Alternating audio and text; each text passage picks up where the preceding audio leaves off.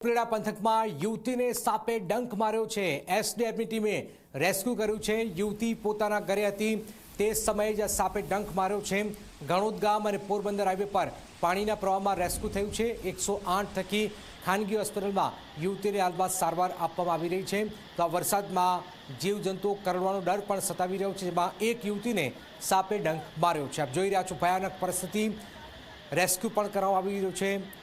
NDRF, SDRF, army, police, फायरना जवानों कई रीते लोगों जीव बचावी रह्या छे। आपणा साचा हीरो आपणा अनेक लोगोना जीव बचावी रह्या छे आपणा जाबाज जवानों।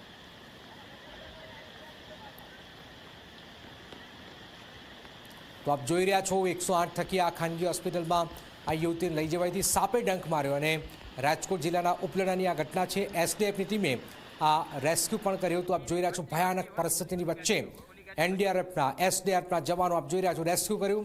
108 ની મદદથી હોસ્પિટલ લઈ જવાયા અને ત્યાર પછી યુવતીને હોસ્પિટલમાં સારવાર અપાઈ છે।